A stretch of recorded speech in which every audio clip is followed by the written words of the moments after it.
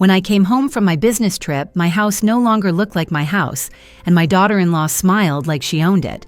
I'm Margaret Lawson, 64 years old, owner of a small construction company in Oregon.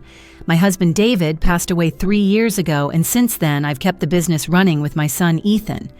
It gave me purpose, something to wake up for every morning. Life had settled into a rhythm that was steady, familiar, and safe, until the night I came home from Seattle. The front door was already unlocked, which was strange enough. The porch light was off. Inside, everything was two bright white lights glaring where there used to be the warm glow of lamps. My living room, the heart of my home, had been gutted. The burgundy walls David painted by hand were now sterile gray. The oak furniture we'd chosen together gone. In its place stood sleek glass-top tables that looked like they belonged in a hotel lobby. And there she was, standing on the staircase, a wine glass in her perfectly manicured hand, Chloe, my daughter-in-law. Her smile was the kind people wear when they're showing off something expensive they didn't pay for. "Surprise," she said brightly. I thought it was time for a modern touch. For a moment I couldn't speak. I set my suitcase down slowly, taking in the cold, unfamiliar space that used to hold my memories. "Where's my furniture, Chloe?" "Oh, that old stuff donated. It was time for an upgrade. You'll thank me later." But her modern touch didn't stop at furniture. She gestured casually toward the hallway. "By the way, my parents moved in this afternoon. They'll take the master bedroom. You'll be more comfortable in the guest room. It's quieter back there." The air in the room went still. I felt the blood drain from my face. "The master bedroom is mine," I said evenly. Chloe's smile sharpened. "Ethan signed everything, Margaret. You should rest. We'll take care of things from now on." Her tone was sweet, but her words carried the chill of eviction. And the worst part, she was confident. Too confident. As if she knew I wouldn't fight her. What Chloe didn't realize was that I'd already seen her mask slip weeks before. I wasn't just walking into a redecorated house. I was stepping into a trap I had been quietly preparing to dismantle. Because 3 weeks earlier, I had discovered something about Chloe that changed everything. She wasn't just redecorating my life, she was stealing it. 3 weeks before that awful homecoming, I sat alone in my office after midnight, surrounded by invoices and the soft hum of the old desk lamp. Numbers have always been my comfort, black and white, neat, honest. But that night, they lied to me. The totals didn't add up. A few hundred missing here, a few thousand there. Small enough to slip under the radar, but together nearly $200,000 had vanished. Every trail led back to a vendor name I didn't recognize, CR Supplies. Out of habit, I looked it up in our contractor registry. Nothing. No tax ID, no address. And when I traced the account number, the truth nearly stopped my heart. It belonged to Chloe. For a long moment, I just sat there staring at the screen. The woman my son trusted, the woman who called me mom at family dinners, had been quietly bleeding our company dry. My first instinct was to pick up the phone, call Ethan, wake him, and tell him everything. But then I saw his face in my mind, so proud, so certain he'd married the love of his life. Ethan adored her. He was blind to every red flag waving right in front of him. If I told him, I wouldn't just be exposing Chloe, I'd be shattering my son. So I decided to wait to talk to her privately. Maybe I could reason with her, find a way to make her stop before it destroyed us all. We met the next morning at a small cafe downtown. She arrived 20 minutes late, sunglasses perched on her head, looking like she was meeting a friend, not her mother-in-law who'd caught her committing fraud, Chloe. I began gently. "Some invoices aren't matching up. Do you know why that might be?" She didn't flinch. She smiled, slow, deliberate, practiced. "You can't prove anything, Margaret, and you'll never tell Ethan because you love him too much." That was the moment I realized what kind of woman I was dealing with. Not careless, not desperate, calculating, cold.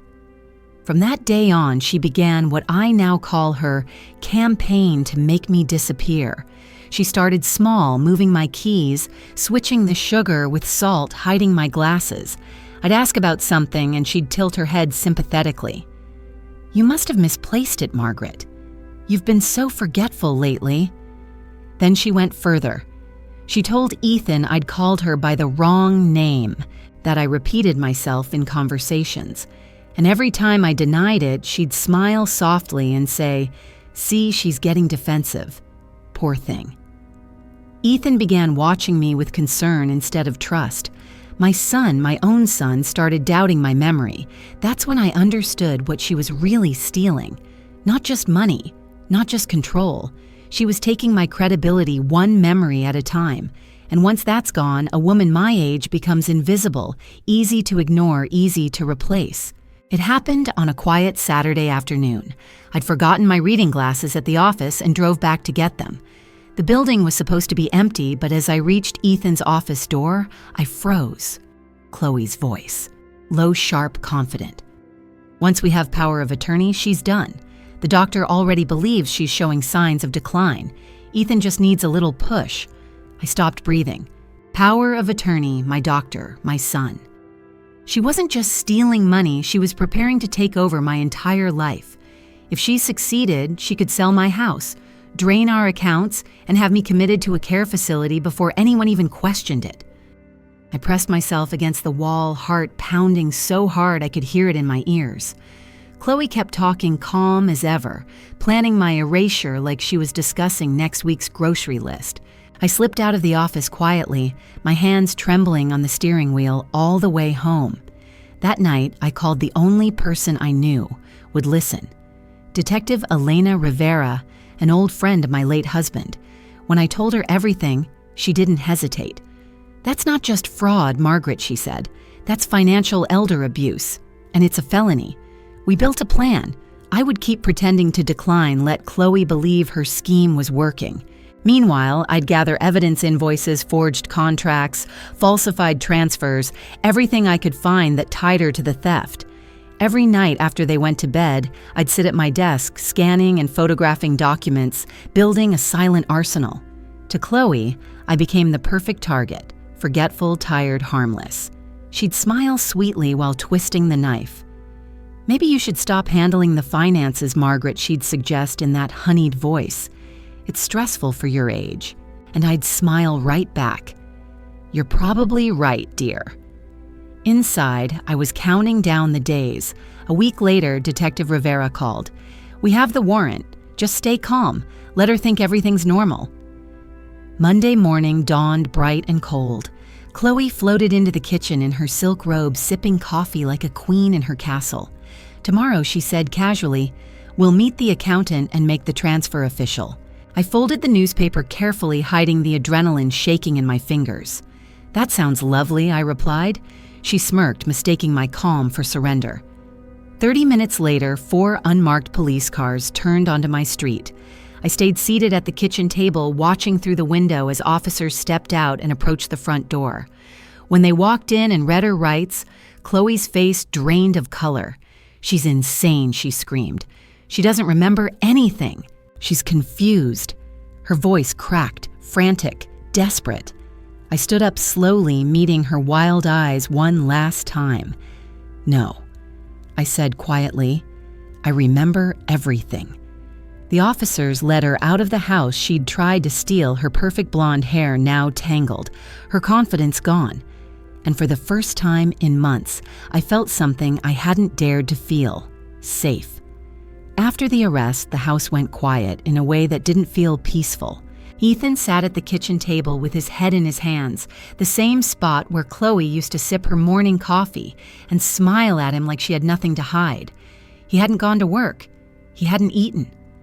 The silence between us was thick with disbelief. "My wife," he whispered, finally, voice breaking. "My wife did this." I didn't correct him, not yet. He needed time to realize that the woman he thought he married had never actually existed. But the true shock came a week later when I got a call from the FBI Financial Crimes Division. The agent introduced herself as Patricia Morrison and asked to meet in person. She sounded serious, too serious. At the cafe, she slid a folder across the table.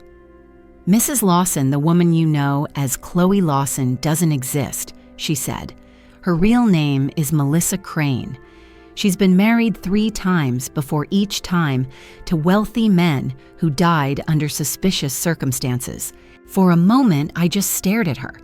"You mean she's done this before?" Agent Morrison nodded grimly. Every marriage followed the same pattern. Gain trust, access finances, then either vanish or well arrange an unfortunate accident. You were supposed to be her 4th and final payday. The words hit harder than any betrayal could. I thought I'd been living inside a domestic nightmare. Turns out I'd survived a criminal enterprise. The FBI investigation uncovered a trail of shell companies, offshore accounts, and falsified identities that stretched across 3 states. Melissa's parents, who'd been living under aliases in my house, were part of the same ring. Together, they'd laundered over $2 million through fake construction projects and bogus investment funds. Suddenly, our family scandal had become a federal case. When I was called to testify, I stood before the courtroom trembling not from fear, but from something like righteous fury. The prosecutor asked me what Melissa had taken from me. I looked at the jury and said, "She didn't just steal money. She stole my place in my own family." The words seemed to hang in the air, heavy and honest. When the verdict came, the courtroom was silent except for the sound of the gavel.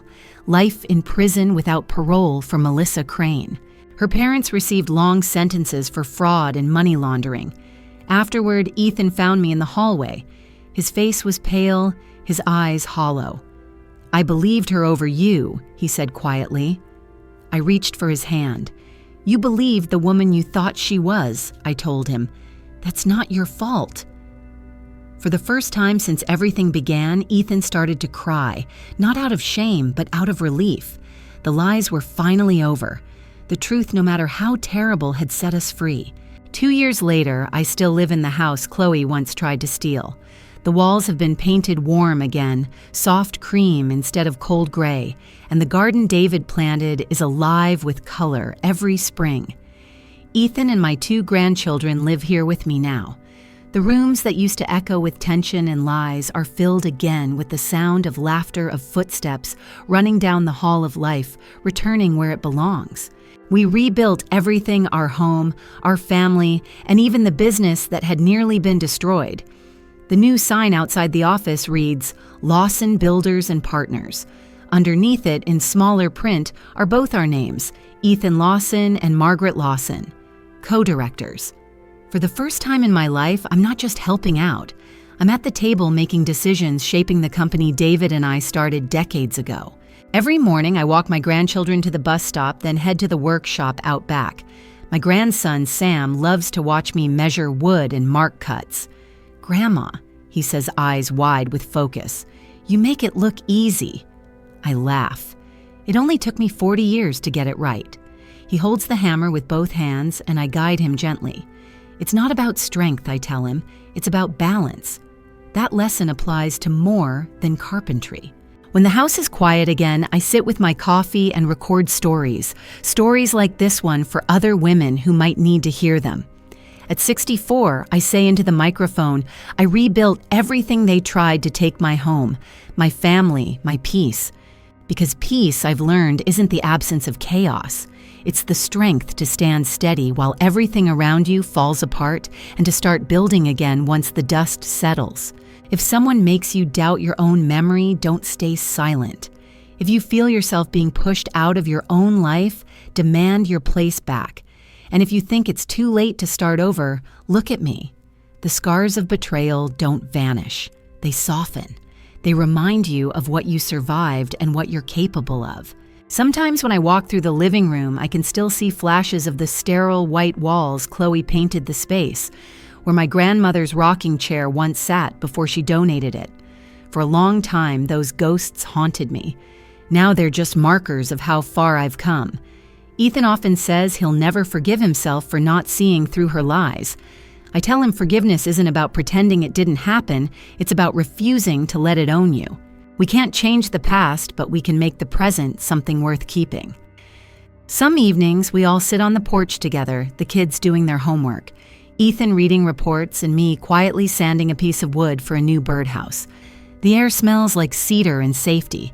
I catch myself smiling without realizing it. This is what victory looks like, not fireworks or revenge, but the quiet knowledge that you survived and came out stronger. When I finish recording my story, I end it the same way every time, softly, honestly. Sometimes the people who try to break us just remind us how strong we really are. Then I turn to the camera because somewhere out there, another woman might be sitting in her kitchen feeling powerless, questioning herself, believing she's alone. And I want her to hear me say this: if my story reminds you that women can rise again at any age, then please follow, like, and share it. You never know who out there might need to hear this tonight. And that's how I close each story, with gratitude, strength, and a quiet hope that somewhere another woman will start rebuilding too.